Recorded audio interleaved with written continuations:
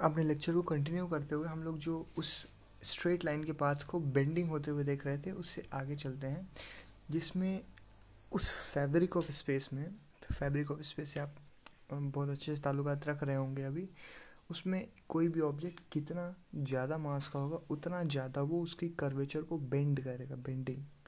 For example वो space time malleable है, तो इस केस में सन फॉर एग्जांपल इस जगह पे आप देख सकते हैं इतना ज़्यादा मैलिएबल है, तो इतना डाउनवर्ड कर रहा है। फॉर एग्जांपल एक न्यूट्रॉन स्टार जिसकी मास बहुत ज़्यादा है, तो वो इस केस में सबसे ज़्यादा, मतलब मोस्ट ऑफ द केस में वो यहाँ पे इसको बेंड करेगा और उसकी ग्रेविटी उतना ही ज़्यादा होगी। और फॉर एग्जांपल कोई एक ब्लैक होल है तो वो और भी ज़्यादा है, इसमें आप इस केस में आप देख सकते हो कि ब्लैक होल और भी ज़्यादा है। एक छोटा सा कॉन्सेप्ट आती है एस्केप वेलोसिटी। अब कोई भी ऑब्जेक्ट को किसी भी पर्टिकुलर बॉडी से वापस जाना है ऊपर अपवर्ड, उसको ग्रेविटेशनल फोर्स को क्रैश करना है, तो उस केस में उसको उसके एस्केप वेलोसिटी को ओवरकम करना होता है। फॉर एग्जांपल अर्थ के केस में वो 11.3 किलोमीटर पर सेकेंड है based on its mass and gravity. Mass और ग्रेविटी रिलेटिव हैं, वो हम लोग आगे के टर्म्स में देखेंगे।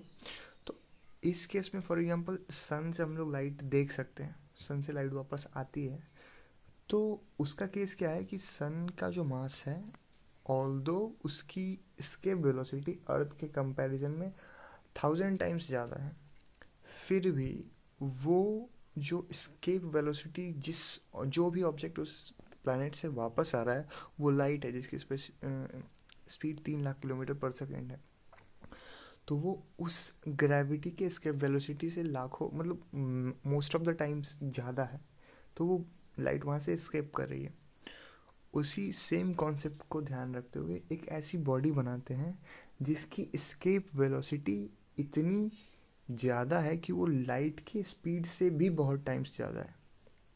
यानी अगर फॉर एग्जांपल कोई बॉडी को उसके ग्रेविटी से बाहर जाना है तो उसको लाइट की स्पीड से भी और ज़्यादा जाना है।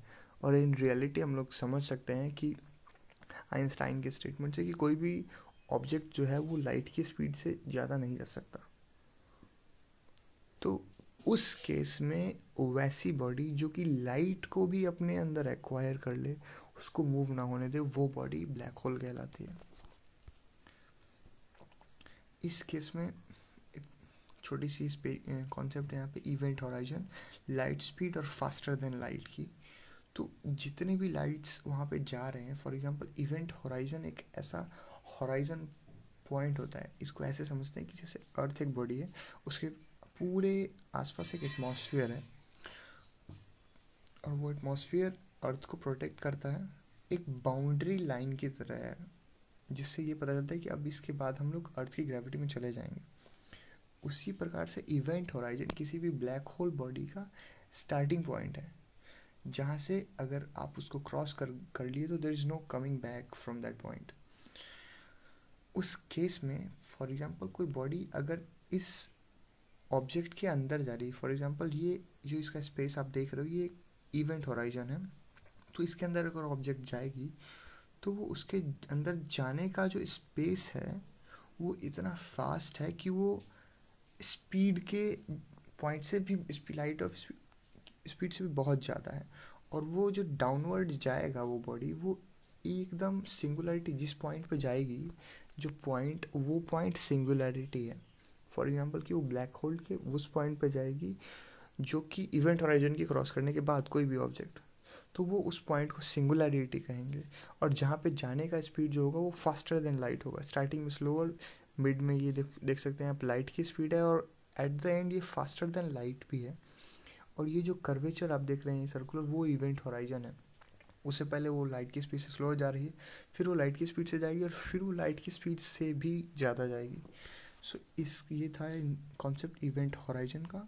नेक्स्ट क्लास में हम लोग इसी कॉन्सेप्ट को आगे बढ़ते हुए क्या क्या रिसर्चेज हुए हैं, क्या क्या हम लोग को अभी रियल लाइफ में मिल पाया है, जो कि एक ऐसी इमेज भी हम लोग देखेंगे जो कि अभी तक ब्लैक होल की रियल इमेज मुझे हमें दिखी है। सो इस सभी को देखेंगे और इस सभी के बारे में स्टडी करेंगे और कुछ इन्फॉर्मेशन लेने की कोशिश करेंगे। तब तक के लिए टेक केयर, बाय।